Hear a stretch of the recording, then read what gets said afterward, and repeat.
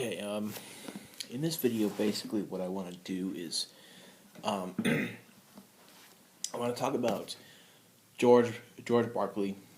Pretty much, I want to do a few videos on Berkeley. Berkeley was a modern philosopher. He was the Bishop of Cloyne, and he was a idealist, which was a common thing in modern and the 19th century era of philosophy. And I basically am thinking about this because I had to write a paper about it. So I'm kind of thinking about this stuff, and it really is kind of neat to actually think about. The book I read when I read modern philosophy is this book, Modern Philosophy, an anthology of primary sources. It has basically it has Malebranche, Descartes,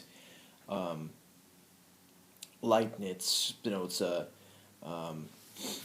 Locke, Berkeley, Kant, Hume, as well as many others like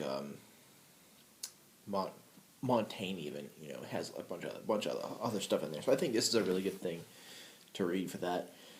It's edited by Roger Eru or something like that. I've never really heard of him until I felt this. I'm not really going to go over because basically what the two main works for Berkeley is the treatise concerning the principles of human knowledge and the three dialogues between Hylas and Philinus. In the dialogues, it's basically what it is three dialogues, and basically what I'm going to be concerned with in this video is the first dialogue, and I really don't plan on going into the second or the third ones. I recommend that it's something that you should read, and maybe I will talk more about it in the future. But as for right now, I will just be talking about the first dialogue. So basically, what is going on in this dialogue is that of Hylas. He's just sitting, and he's awake early, and he's thinking about things. And then Philinus comes up to him, and he's like, "Well, what are you thinking about? Do you want to talk about it?" Basically, that's really what's going on here. And Hylas says that either people believe nothing at all, they're a skeptic, or they believe the most extravagant things. But what Hylas is, what his belief is, and if we're gonna think of Berkeley as one of these two, it'd be Philinus, because Philinus basically is the one who he gets Hylas to admit that there is no extension or matter or body to a certain sense or a certain sensation, and he basically goes over many of them. And at the end of the dialogue, he gets Hylas to admit that to idealism, basically. I mean, Hylas basically admits at the end of the first dialogue that there is no extension. And if you don't know what extension is like if you read Descartes, there's res cogitans and there's res extensa. The res extensa is the matter. Extension is basically meant that it has matter, it has mass, it has motion. It's is real, objective, absolutely real material things. The res extend or the res cogitans is the spirit, the mind, which, according to Descartes, cannot be sensed. Descartes holds a certain dualism between which kind of So some people will say that Descartes crippled all of philosophy with his dualism. But Berkeley is not a dualist. Berkeley does not believe in extension. He doesn't believe in matter. He doesn't believe in bodies. He doesn't believe in any kind of thing that is beyond what we perceive. He believes that the objects we see and the properties we see and the particulars we see are a part of are mind dependent. They are dependent on what we see. They are dependent upon our minds, and that's what I'll probably talk about that in a different video, which is what is well, basically he gives this in the first dialogue, but it's given in a more straightforward manner in the principles. So basically, Hylas is saying, well, he tells Philinus that he's a skeptic for believing in any kind of, he's a skeptic for not believing in extension or matter. And what Philinus does is he goes over heat, taste, and let's see, it's heat, taste, color, size, shape, motion, and solidity, which is, I think that's all that he really goes through. Yeah, and he kind of talks to Hylas and kind of gets him to admit that each of these sensations are mind dependent. Basically, is what he does.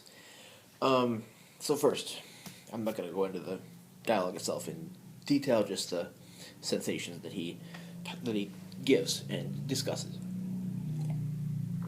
And heat. He argues in two forms. For first off, is by extreme sensations that cause pain or pleasure, as well as he argues from a point of perspective.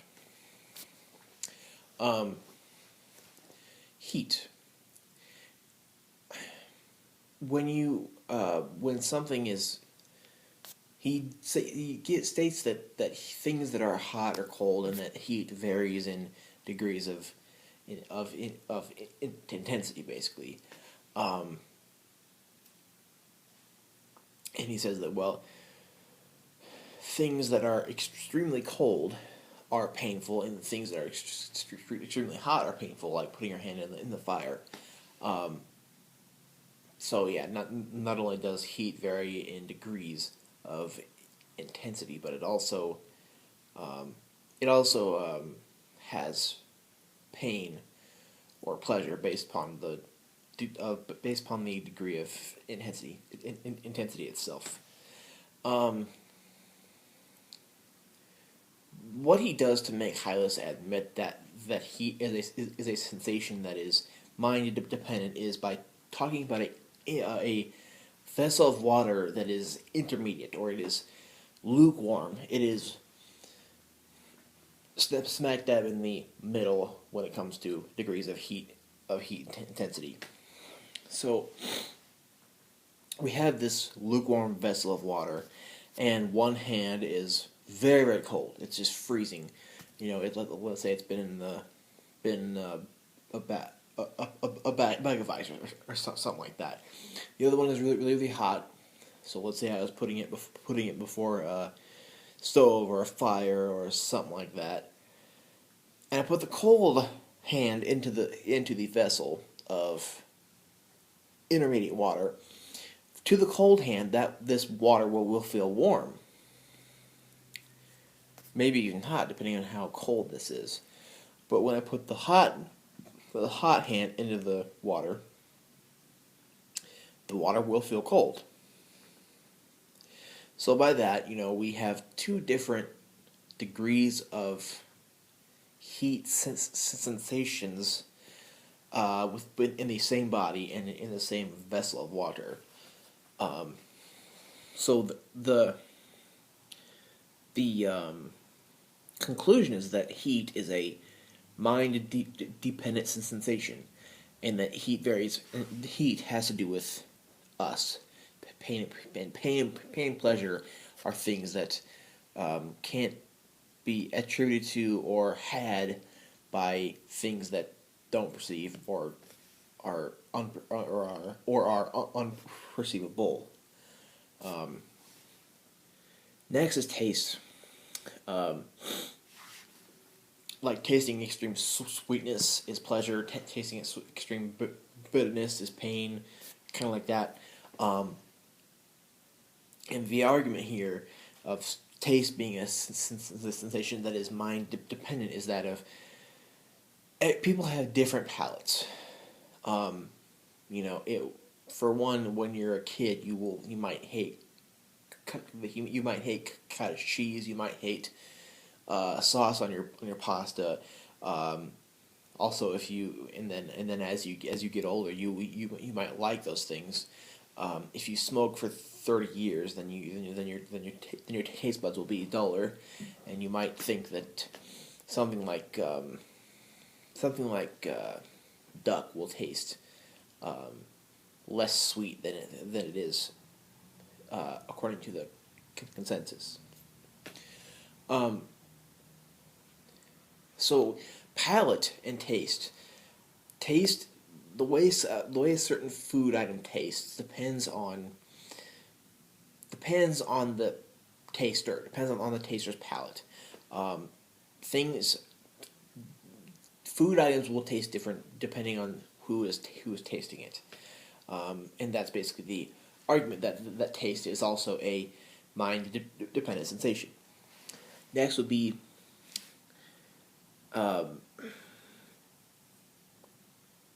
basically color, size, and shape are things that are given, which I think of this with relation to G.E. Moore's 1910 article, The Introduction of Sense Data, because in that he holds up a envelope and makes the argument that no one person in the room of where he is holding the envelope up will see the same sense data.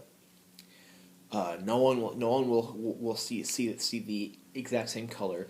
No one will see the exact same size of the envelope. No one will see the exact same shape.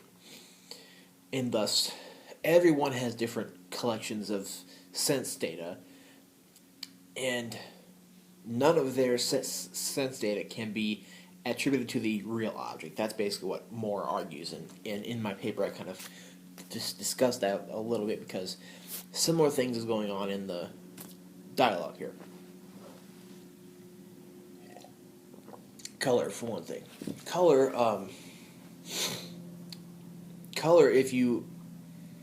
First of all, let's talk about clouds. Clouds are collections of water particles, and based on where the sun is, based on what time of day it is, the clouds will look different. During a sunrise or a sunset, a cloud will look different, but it's still made of the same thing. And also, based upon where you are in relation to a cloud, will affect what the color of that cloud, and that applies to everything.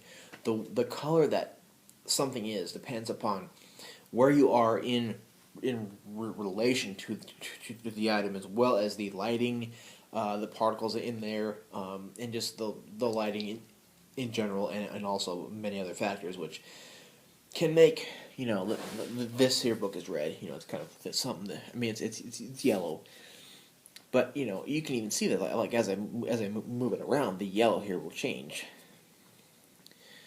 So that's kind of a bad example, but basically what's being said here is that color looks different to being said here is that color looks different to everyone based upon their perspective from it, in their relation to it. If I turn off the light, the yellow of that book will look different. If I put it right next to the light fixtures, it will look different. If I walk over by the door over there, the yellowness of the book will look different. So that's basically the argument that is being made, is that color is different for anyone based upon their perspective and the lighting and also other factors. Size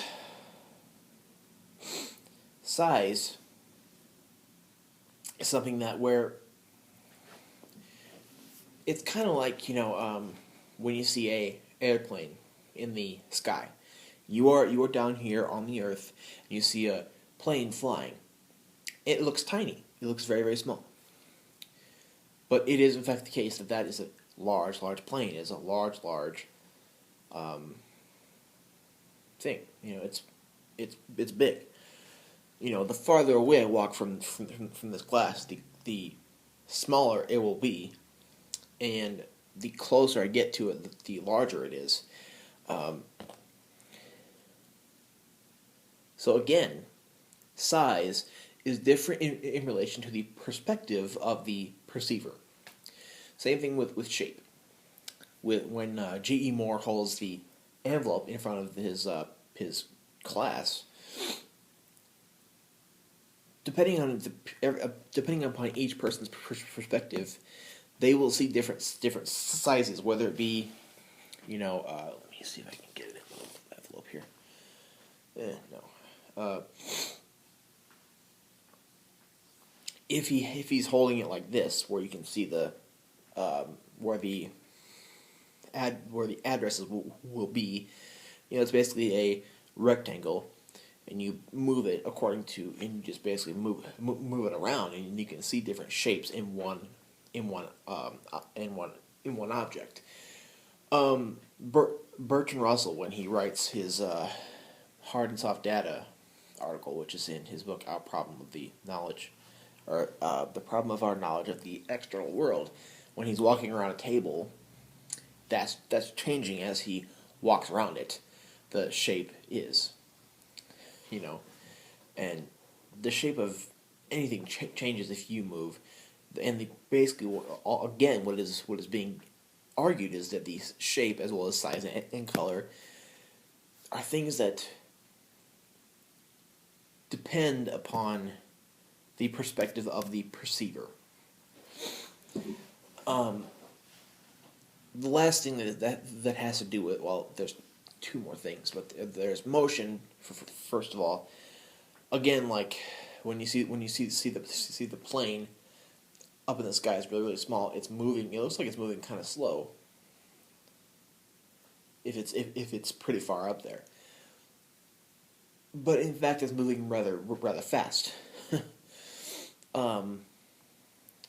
Also, we are on the Earth, and this thing is moving quickly, and we don't feel it. We don't get it. I mean, scientists can have figured that out, and are able to understand that. But us here, just sitting here on this Earth, can't feel the world moving. We can't feel the world spinning and spinning like this around the sun. So motion is another thing that is relative. That the speed of something is something that is the speed of something is, or the way speed looks to someone is relative to the perceiver. Solidity is the last one.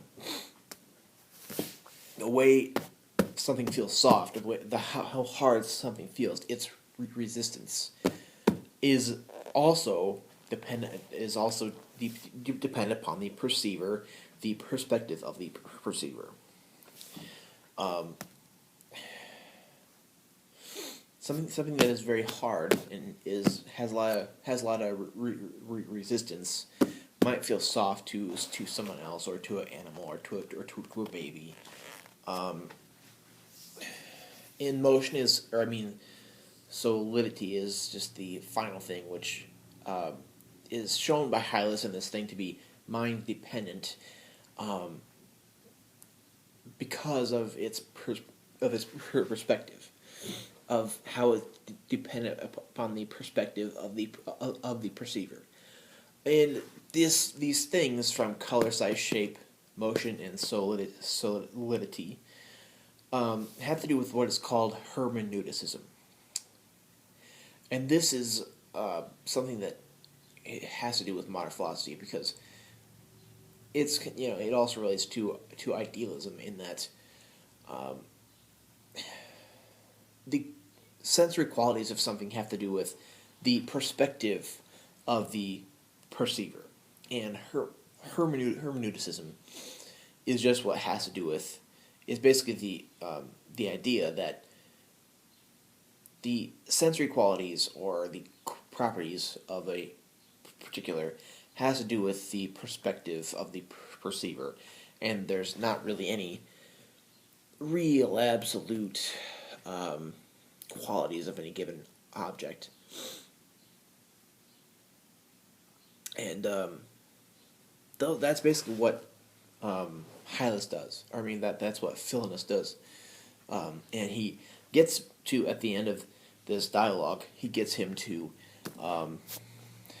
he gets Hylas to admit that all of these sensations and the sensory and these things, which are sensory qualities of things, are mind dependent.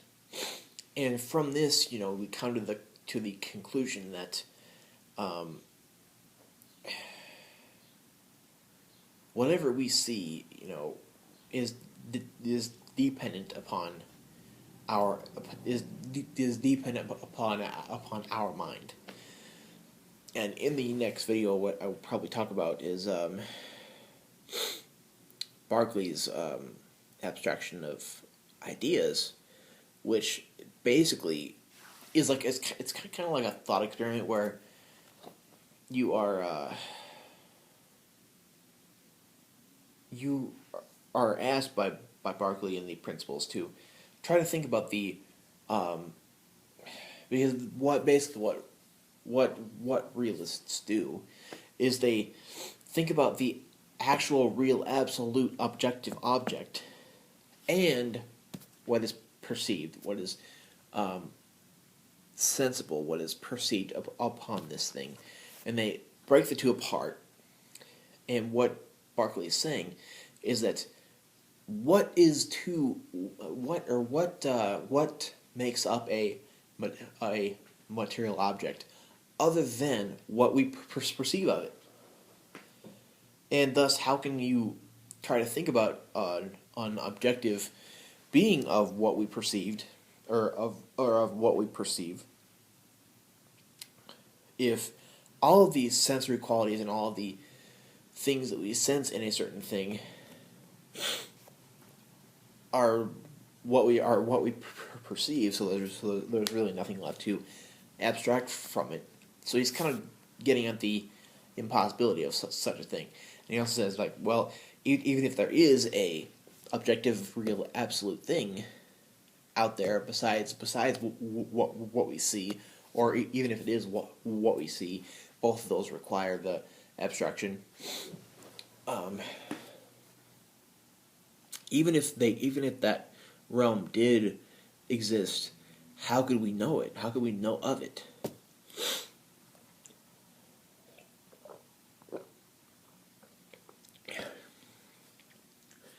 And he comes to the conclusion of full idealism.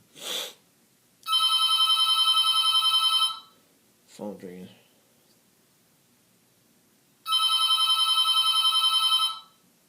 It's probably a telemarketer. Sorry.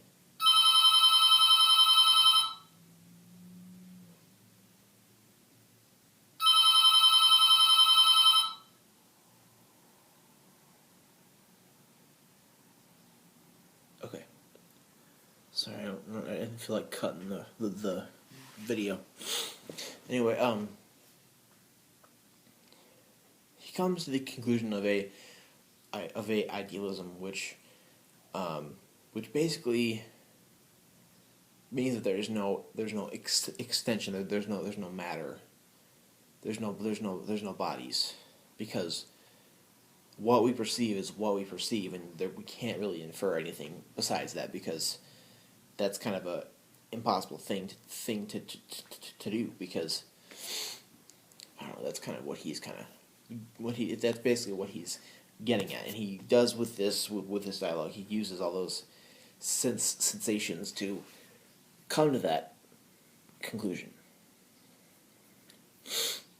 And when you read the principles, that's when he kind of really does come out with a straightforward idea of this, or a straightforward argument for this, which is kind of a little bit more understandable than a dialogue as that is.